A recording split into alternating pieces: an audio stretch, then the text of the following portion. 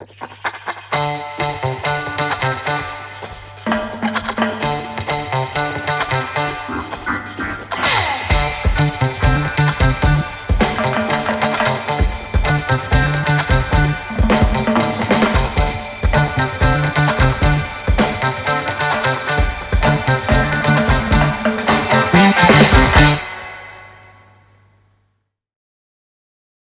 question des récits catastrophiques, cette question du danger, est-ce que utiliser cette question des récits catastrophiques, c'est mobilisateur? Est-ce que ça permet de mobiliser et de faire bouger?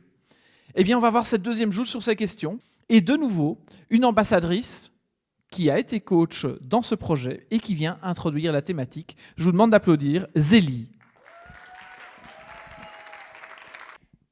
Histoire que l'on raconte, que l'on entend, que l'on partage, récit que l'on vit.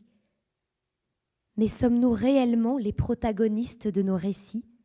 Pouvons-nous changer le cours des choses, écrire une partie de l'histoire? Ces récits que nous avons en mémoire, qui traversent nos vies, dépeignent bien souvent nos fins. Ces dernières, au vu de notre réalité, envahies de catastrophes écologiques, économiques, sociales, sont bien souvent teintées d'un dénouement tragique.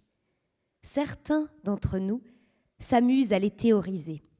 La collapsologie, notre futur proche, scénarisant diverses catastrophes, effondrements, écroulements.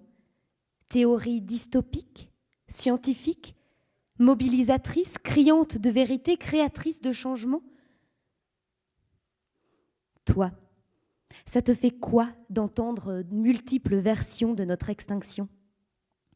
Moi, ça me fout le vertige. Je ne sais pas si j'ai peur, mais parfois toute seule quand j'y pense, j'angoisse. Je sais que notre réalité ne présage rien de bon, mais est-ce en échangeant sur notre futur infini, notre fin imminente, que le peuple va se soulever? Ne dit-on pas plutôt que l'espoir est mobilisateur? Mais qu'en est-il de la peur? Cette émotion incontrôlable qui nous permet de survivre, qui nous prévient du danger. N'est-ce pas cette peur emplie d'adrénaline qui coule dans nos jambes, monte au cerveau et qui nous poussera à courir, à réfléchir plus vite pour prendre en main nos récits et trouver une autre fin? Car tous ces récits qui nous bercent, qui nous accompagnent, qui nous lient, qui nous narrent toutes ces fins où nous n'avons plus place, où nous sommes responsables de nos pertes, n'est-ce pas ceux-là qui nous sauveraient? Pourtant, nous ne bougeons toujours pas. Nous sommes comme paralysés par cette peur. Nous faudrait-il plus de récits catastrophiques ou au contraire nous allumer d'espoir?